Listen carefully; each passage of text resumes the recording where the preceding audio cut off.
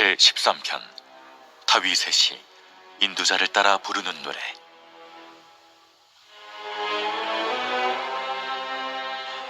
여호와여, 어느 때까지니이까? 나를 영원히 잊으시나이까? 주의 얼굴을 나에게서 어느 때까지 숨기시겠나이까? 나의 영혼이 번민하고 종일토록 마음에 근심하기를 어느 때까지 하오며, 내 원수가 나를 치며 자랑하기를 어느 때까지 하리이까? 여호와 내 하나님이여, 나를 생각하사 응답하시고 나의 눈을 밝히소서. 두렵건대 내가 사망의 잠을 잘까 하오며, 두렵건대 나의 원수가 이르기를 내가 그를 이겼다 할까 하오며, 내가 흔들릴 때 나의 대적들이 기뻐할까 하나이다. 나는 오직 주의 사랑을 의지하여 싸우니 나의 마음은 주의 구원을 기뻐하리이다. 내가 여호와를 찬송하리니 이는 주께서 내게 은덕을 베푸심이로다.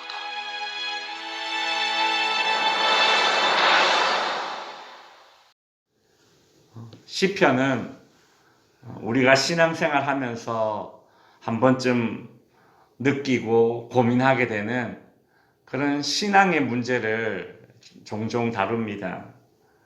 우리가 어제까지는 시편 73편을 통해서 이 아삽이라는 사람이 왜 악인들이 형통한가라는 그 신앙인들이 한 번쯤 하게 되는 그 고민을 살펴보았다면, 오늘은 시편 13편 이 다윗이 쓴 시를 통해서 하나님께서 때로는 우리들의 기도에 응답하지 않고 침묵하시는 그런 상황을 우리가 직면하지 않습니까? 그런 하나님의 부재를 느끼는 그런 우리 신앙인들의 문제를 다루고 있습니다. 특별히 오늘 시편은 시편의 여러 장르들 중에서 탄식시 혹은 탄원시라고 부르는 그런 시편입니다.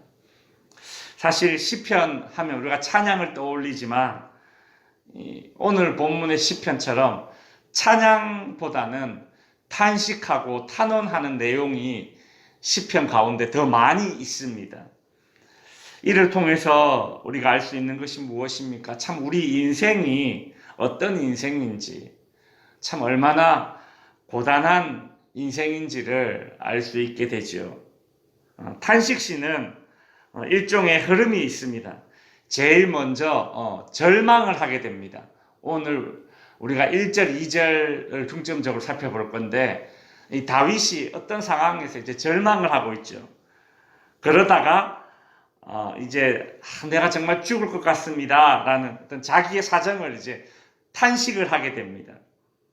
그리고 하나님 저 좀 도와주세요 라고 하나님께 도움을 이제 요청하는 수준으로 나아가게 되고, 그리고 나서 하나님께서 우리를 이렇게 도와주실 줄 믿습니다 라는 그런 하나님의 신뢰를, 하나님을 향한 그런 신뢰를 이제 드러내 보이게 되죠.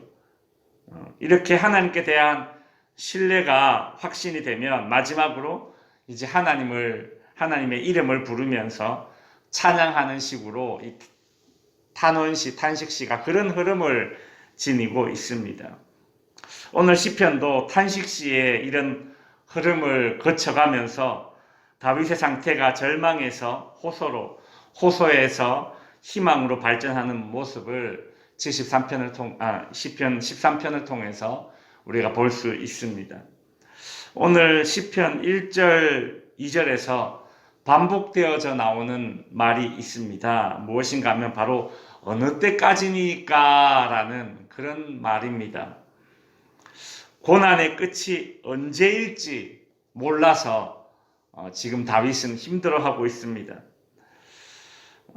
우리가 군인들이 군 생활이 아무리 힘들어도 그 제대하는, 전역하는 날짜를 알고 있기 때문에 참을 수 있는 것이죠. 우리가 또 이런 속담이 있지 않습니까? 긴 병에는 효자가 없다, 이런 말도 있지 않습니까? 고난 자체가 주는 고통도 큰데 그 고난이 오랜 시간 계속되고 있고 심지어 언제 끝날지 모르는 상황에서는 희망을 가지기가 쉽지 않습니다. 지금 다윗의 심정이 딱 그와 같은 심정입니다. 그래서 하나님 어느 때까지입니까? 라는 말을 오늘 본문 1절과 2절에서 연거푸 4번이나 그 말을 하고 있습니다. 다윗뿐만이 아니라 우리 모든 신앙인들도 고통스러운 상황이 장기간 이렇게 길게 지속될 때에 믿음을 유지하기가, 희망을 유지하기가 참 쉽지 않습니다. 우리는 이러한 상황에 직면하게 될 때에 어떻게 해야 합니까? 시편 13편에 나오는 다윗의 모습을 통해 교훈을 얻기를 바랍니다. 오늘 본문 1절에 보시면 여호와여 어느 때까지니까 나를 영원히 잊으시나이까 주의 얼굴을 나에게서 어느 때까지 숨기시겠나이까. 다윗은 1절에서 고통 가운데 있는 자신을 침묵으로 대하시는 그 하나님의 모습에 실망을 했습니다. 하나님이 나를 잊었는가라는 생각이 들게 되었습니다. 또한 하나님이 의도적으로 나를 피하는 것이 아닌가, 나를 멀리 하시는 것 같아서 괴롭습니다. 여러분, TV에서 인기를 끌던 유명 연예인들이 점점 사람들에게 잊혀져 가는 것이 너무 괴로워서 대마초나 마약에 손을 대는 연예인들도 있다고 하죠. 사람들에게 잊혀지는 것에 대한 두려움 때문에 우울증에 빠지는 연예인들도 있다고 합니다. 성도 여러분, 연예인들이 대중에게 잊혀질 때에 그런 괴로운 감정을 느끼듯이 우리 신앙인들도 고난 가운데 하나님의 부재를 느낄 때에 참 괴롭습니다. 고난 그 자체보다도 침묵하시는 하나님, 방관하시는 듯한 이 하나님에 대한 그 정서적인 심리적인 그 괴로움이 너무 크게 느껴집니다. 오늘 본문에 나오는 다윗은 하나님은 나를 잊었다, 하나님이 나에게서 얼굴을 돌린다 라고 말할 정도로 하나님의 부재를 느끼면서 절망하고 있습니다. 이 다윗에게 하나님의 침묵 외에 또 다른 고통이 있습니다. 그게 2절입니다.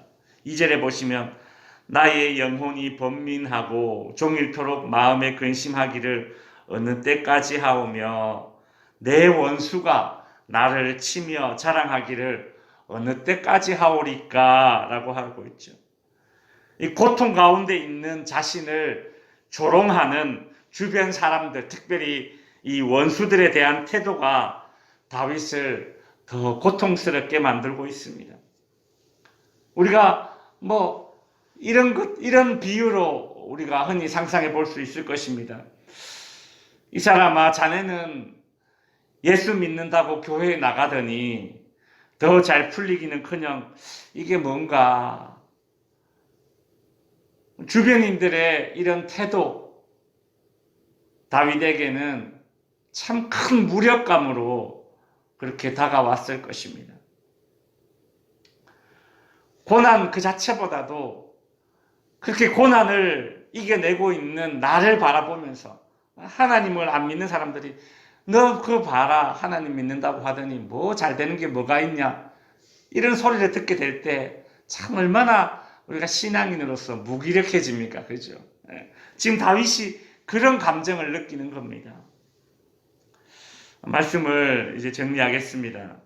이상 살펴본 1절과 2절에 나오는 이 다윗의 탄식을 여러분들도 지금껏 신앙생활 하면서 한 번쯤은 해보았으리라 생각됩니다. 여러분은 그때 어떻게 이겨내셨습니까? 다른 사람들에게 쏟아내고 나니 속이 좀 후련해지실 겁니다. 그러나 이것보다 더 나은 근원적인 해결책이 있습니다. 다윗처럼 내 마음의 상태를 있는 그대로 하나님께 아뢰는 것입니다. 오늘 본문을 보십시오. 다윗은 자신의 마음을 있는 그대로 하나님께 그냥 다 아뢰었습니다. 여러분, 이것이 중요합니다. 괴로운 마음의 상태를 나 자신에게 쏟으면 그건 넋두리고, 다른 사람에게 쏟아내면 그거는 그냥 감정을 배설하는 것이고, 하나님께 쏟아내면 시편이 되는 겁니다.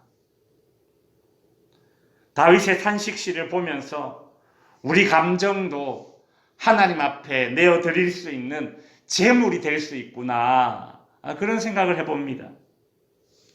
자신의 마음이 절망이라면 절망을 하나님 앞에 쏟아놓고, 자신의 마음이 두려움이라면 두려움을 하나님 앞에 쏟아놓고, 내 마음이 무력감을 느낀다면 그 무력감을 하나님 앞에 쏟아내시면 여러분, 그게 시편이 되는 겁니다. 하나님께서는 감사와 기쁨과 환희와 행복감 같은 그런 긍정적이고 좋은 감정 상태에서 드리는 기도만 받으시는 분이 아닙니다. 절망, 슬픔, 좌절, 때로는 분노라는 부정적이고 좋지 않은 감정 상태에서 드리는 그런 모든 우리의 기도까지도 하나님은 다 들으시는 분이라는 믿음을 가져야 합니다. 바라기는 여러분의 감정조차도 있는 그대로 하나님께 제물로 드려서 여러분만의 탄식시, 여러분만의 시편을 하나님께 올려드릴 수 있는 그런 저와 여러분이 될 수 있기를 바랍니다. 기도하겠습니다.